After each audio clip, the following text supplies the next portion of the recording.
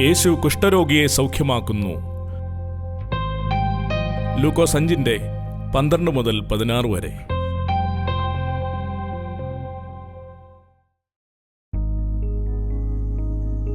യേശു ഒരു പട്ടണത്തിൽ ഇരിക്കുമ്പോൾ കുഷ്ഠം നിറഞ്ഞൊരു മനുഷ്യൻ യേശുവിനെ കണ്ടു.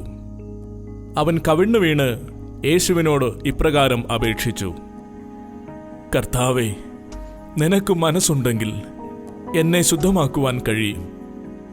യേശു കൈനീട്ടി അവനെ തൊട്ടു, ഇങ്ങനെ പറഞ്ഞു: എനിക്ക് മനസ്സുണ്ട്, നീ ശുദ്ധമാവുക. ഉടനെ കുഷ്ഠം അവനെ വിട്ടുമാറി. യേശു അവനോട്: ഇത് ആരോടും പറയരുത്, എന്നാൽ പോയി നിന്നെ തന്നെ പുരോഹിതന് കാണിച്ച് അവർക്ക് സാക്ഷ്യത്തിനായി മോശെ കൽപ്പിച്ചതുപോലെ നിന്റെ ശുദ്ധീകരണത്തിനുള്ള വഴിപാട് അർപ്പിക്കുക. എന്നാൽ അവനെക്കുറിച്ചുള്ള വർത്തമാനം അധികം പരന്നു. വളരെ പുരുഷാരം വചനം കേൾക്കേണ്ടതിനും തങ്ങളുടെ വ്യാധികൾക്ക് സൗഖ്യം കിട്ടേണ്ടതിനും കൂടി വന്നു. അവനോ നിർജ്ജനദേശത്ത് വാങ്ങിപ്പോയി പ്രാർത്ഥിച്ചുകൊണ്ടിരുന്നു.